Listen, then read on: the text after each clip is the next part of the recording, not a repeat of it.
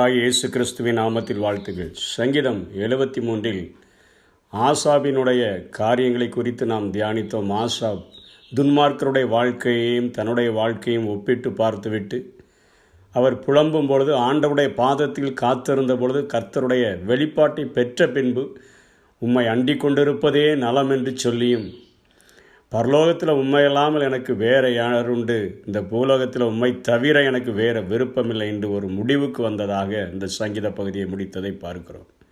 ஆனால் தானியேலுடைய வாழ்க்கையிலே அந்நிய தேசத்திலே வாழும்படியாக இளம் வயதிலேயே, கிட்டத்தட்ட 16 வயதிலேயே நேபுகாத் நேச்சாரால் கடத்தி செல்லப்பட்டு அங்கே தேவன் கொடுத்த அறிவையை பயன்படுத்தி பதவியையும் செழிப்பையும் பெற்றுக்கொண்ட தானியேலுடைய வாழ்வில் சிறையிருப்புகள் மாறாது இருந்த போதிலும் அவனுடைய தொழுகையில் எந்தவித மாற்றமும் இல்லை என்பதை தானியேல் 6ஆம் அதிகாரம் 10ஆம் வசனத்திலிருந்து 28ஆம் வசனம் வரையிலும் உள்ள சம்பவங்கள் நமக்கு விளக்கி காட்டக்கூடியதாக இருக்கிறது. நேபுகாத் நேச்சாருக்கு பின்பாக பெல்சாத்சார் அரசாண்ட நாட்களிலே அவர் ஒரு சொப்பனத்தை கண்டபொழுது தானியேல் தான் அவருக்கு அதற்கும் விளக்கம் கொடுக்கிறார்.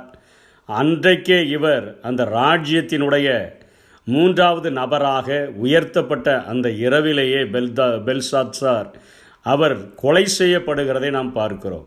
ஒரு இரவிலேயே அவர் கொலை செய்யப்படுகிறார். பதவி உயர்வு இவருக்கு கிடைத்திருக்கிறது. அந்நிய தேசத்திலே கிட்டத்தட்ட 80 வயது ஆன ஒரு தானியேல் உயர்த்தப்பட்ட நிலைமையில் இருக்கும் பொழுது அந்த தேசத்தை சேர்ந்த ஜனங்களுக்குள்ளாக ஒரு பொறாமை எண்ணம் தான் உருவாகிறது. தானியேலிடத்தில் எப்படியாயிலும் குற்றத்தை கண்டுபிடித்துவிட்டு அவனை பழிவாங்கிவிட வேண்டும் என்கிற எண்ணத்திலே அவர்கள் தானியேலை உற்று கவனிக்கும் பொழுது அவனிடத்தில் அவனுடைய தொழுகையை தவிர வேறு எந்த ஒரு குற்றத்தையும் அவர்களிடத்தில் கண்டுபிடிக்க முடியவில்லை. அவர்கள் அத்தனையாய் நேர்த்தியான வாழ்க்கை வாழ்கிறாரே, அந்நிய தேசத்தில் வாழ்ந்தாலும் கூட, நமக்கு அந்நியராக இருந்தாலும் கூட கரெக்டாக தன்னுடைய வாழ்க்கையை அவர் நடத்துகிறாரே, ராஜாவுக்கும் தேவனுக்கும் இத்தனை உண்மை உள்ள ஒரு பொறுப்புடைய ஒரு அதிகாரியாக இருக்கிறாரே, இவரிடத்தில் எப்படி குற்றம் கண்டுபிடிப்பது என்று சொல்லித்தான் அங்கே தரியுவினிடத்தில் அவர்கள் போய் பேசுகிறார்கள். தரியு ராஜாவே, இத்தனை நாட்கள் மாத்திரம் இந்த தேசத்து ஜனங்கள் எல்லாரும் உம்மை மாத்திரம் அவர்கள் தொழுது கொள்ள வேண்டும், வேறு எந்த தெய்வத்தையும் தொழுது கொள்ளக்கூடாது என்கிற ஒரு சட்டத்தை தரிவின் மூலமாக ஏற்ற வைத்து அதை மீறுகிறவன் அவன் சிங்கக்கபியிலே தூக்கி போடப்பட வேண்டும் என்று சொல்லி ராஜாவினுடைய முத்திரை மோதிரத்தை அதிலே வைத்தவர்களாக, அந்த சட்டத்தை பிறப்பித்தவர்களாக அவர்கள் செய்கிறதை நாம் பார்க்கிறோம். தரிவுக்கு தெரியாது, இங்கே தானியேலை பழிவாங்கத்தக்கதாகத்தான் இப்படிப்பட்ட சட்டத்தை இவர்கள் ஏற்ற வைத்திருக்கிறார்கள் என்பது தரிவுக்கு அறியாதிருந்ததினால் அவர் அந்த சட்டத்திற்கு ஒப்புக்கொள்ளுகிறார். இவர்கள் ஒரே ஒரு ஆளை பிடித்து இவர் அழிக்க வேண்டும் என்கிற எண்ணத்தில் அவர்கள் போய் பார்க்கும் பொழுது இந்த சட்டம் ஏற்றப்பட்ட பின்பும் கூட தானியேல் ஒருவேளை அவன் எருசலேமினுடைய ஆலயத்தினுடைய பலியிடுதலுக்கும் எருசலேமின் ஆலயத்தில் போய் அங்கே தொழுகை நடத்துவதற்கும் முடியாத ஒரு தூரமான தேசத்திலே வயோதிப நாளிலே 80 வயதான சூழ்நிலையில் இருந்த போதிலும் கூட தேவன் மேல் வைத்திருந்த அந்த நம்பிக்கை விசுவாசம் அவருக்கு குறையவே இல்லை. நேற்றும் இன்றும் என்றும் மாறாத ஒரு ஆண்டவர் என்பதை அறிந்திருந்தபடியினாலே எனக்கு தந்த அறிவெல்லாம், எனக்கு தந்த பதவிகளெல்லாம், எனக்கு தந்த செழிப்புகளெல்லாம் என் யெகோவாவினால் உண்டானது என்பதை ஆணித்தரமாக நம்பினபடியினாலே ராஜாவினால் இப்படிப்பட்ட சட்டம் பிறந்த போதிலும் கூட பூமியில் உம்மை தவிர எனக்கு வேறு விருப்பங்கள் ஆண்டவரே, பதவிகளை காட்டிலும், எனக்கு கொடுக்கப்பட்ட அறிவை காட்டிலும், எனக்கு கொடுக்கப்பட்ட செழிப்பை காட்டிலும் என் தேவனே உயர்ந்தவர் என்பதை உணர்த்துவிக்கும் வண்ணமாக நான் பணி செய்கிற தரியு ராஜாவை விடவும் நீர் உயர்ந்தவர் என்பதை அவர் உணர்த்துவிக்கும் வண்ணமாக முன் செய்து வந்தபடியே தேவனுடைய சன்னிதானத்தில் போய் நிற்கிறார். கரெக்டாக பிடித்து கொண்டு தானியேலை தரியுவின் முன்பாக நிறுத்துகிறார்கள். தானியேல் உம்மை தொழுது கொள்ளவில்லை, அவன் அந்தி சந்தி மத்தியான வேலைகளில் முன் செய்து வந்தபடியே அவன் அங்கே பலகணிகளை திறந்து தன்னுடைய எருசலேமை நோக்கி தன் தேவனை வேண்டிக் கொள்ளுகிறான் என்கிற சட்டம் பிறந்த பொழுது தானியேலுக்கும் அது தெரியும்.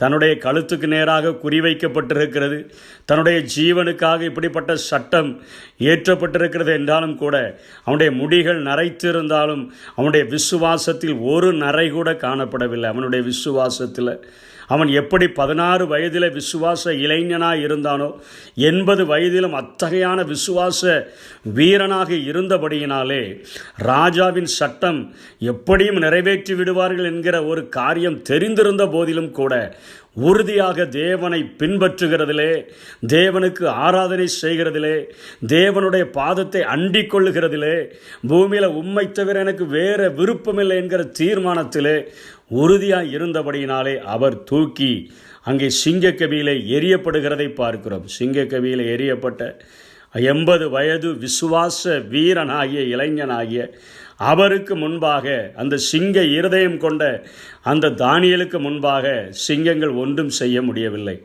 சிங்கங்களை தலைமையாக வைத்து அவர் உள்ளே படுத்து உறங்குகிறார். சிங்கங்களின் வாய்கள் கட்டப்படுகின்றன.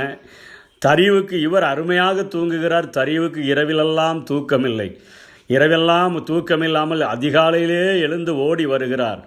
மேதிய ராஜாவாகிய தரிவு ஓடி வந்து சிங்கக்கவிகளின் வாய்களிலே நின்று கொண்டு அவர் கத்துகிறார், தானியேலே, நீ இடைவிடாமல் ஆராதிக்கிற உன் தேவன் உன்னை சிங்கங்களுக்கு தப்புவித்தாரா என்று சொல்லும் பொழுது அவர், ராஜாவே நீர் வாழ்க என்று சொல்லி அவர் சொல்லுகிறார், சிங்கங்களின் வாய்களை என் தேவன் கட்டி போட்டு விட்டார் என்று சொல்லி. இப்பொழுது தரிவுக்கு கோபம் வருகிறது. அவர் மேல் பொறாமை கொண்டு அவர்கள் மேல் குற்றம் சாட்டப்பட்டவர்கள் எல்லாரையும் சிங்கக்கவிகளுக்குள்ளாக தூக்கி போடும் பொழுது அவர்கள் தரையில் இறங்குகிறதற்கு முன்னமே சிங்கங்கள் அவர்களை அழித்து போட்டது என்று சொல்லி நாம் பார்க்கிறோம். இன்றைக்கு நாம் அந்நிய தேசத்திலே அந்நிய நிலைமையிலே வைக்கப்படுகிற ஒரு அழைப்பை தான் இந்த உலகம் நமக்கு கொடுக்கிறது. அந்நியர்களும் பரதேசிகளுமாகத்தான் கிறிஸ்தவர்கள் அழைக்கப்பட்டிருக்கிறார்கள். எந்த சூழ்நிலையிலும் இந்த உலகம் நம்மை அந்நியர்களாகவே பார்க்கிறது. ஆண்டவராகிய இயேசு சொல்லும் பொழுதும் அவ்வுலகம் உங்களை பகைக்கிறது, என் நிமித்தம் உங்களை பகைக்கிறது, என் நிமித்தம் உங்களை ஏற்றுக்கொள்ளவில்லை. நீங்கள் உலகத்திற்கு பாத்திரவான்கள் அல்ல. ஆண்டவரை பின்பற்றுகிறதினால் உலகத்திற்கு பாத்திரவான்களாய் மாற முடியாது என்பதை தானியேல் அறிந்திருந்த போதிலும் அவன் அத்தனை உறுதியான ஒரு தீர்மானத்தை எடுத்தவராக, நேற்றும் இன்றும் என்றும் மாறாத என் ஆண்டவர் என்னை தப்புவிப்பதற்கு வல்லமையுடையவர் என்பதை நம்பினபடியினாலே நம்முடைய நினைவாகவே இருக்கிற ஒரு ஆண்டவர் தானியேலுடைய இக்கட்டான சூழ்நிலையில் அவனை விட்டுவிடவில்லை. அவனுடைய தானியேலின் நினைவாக இருந்த ஒரு ஆண்டவர் அந்நிய தேசத்திலும் ஆகாரத்தின் மூலமாக கூட தன்னை தீட்டுப்படுத்தாதபடி இளம் வயதில் எடுத்த தீர்மானத்தை 80 வயது வரையிலும் காத்து கொண்ட இந்த விசுவாச இளைஞனை நான் காப்பாற்றும்படியாய் கடந்து வருவேன் என்று சொல்லி அந்த சிங்கங்களின் வாய்களை கட்டி போட்டாரே, அந்த தேவன் நேற்றும் இன்றும் என்றும் மாறாதவராய் இருக்கிறார். இந்த உலகத்திலே அலையலையாக நம்முடைய வாழ்விலே அநேக பிரச்சனைகளை இந்த உலகம் நமக்கு கொண்டு வர முடியும்.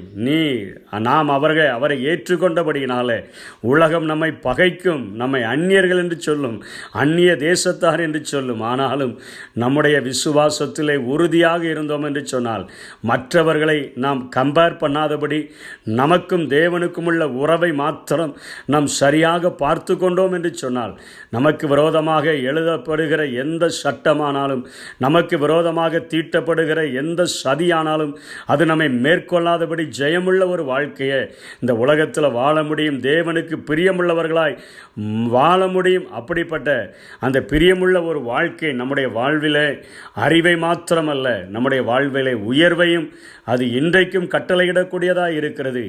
தேவனை அண்டிக் கொண்டிருப்பதே நலம். அதை இறுக பிடித்துக் கொள்வோம். கர்த்தர் தாமே நம்மை ஆசீர்வதிப்பாராக. ஆமென். வேறு ஒரு ஆசை இல்ல இயேசு ராஜா, உம்மை தவிர, உம்மை தவிர. வேறு ஒரு ஆசை இல்ல இயேசு ராஜா, உம்மை தவிர, உம்மை தவிர.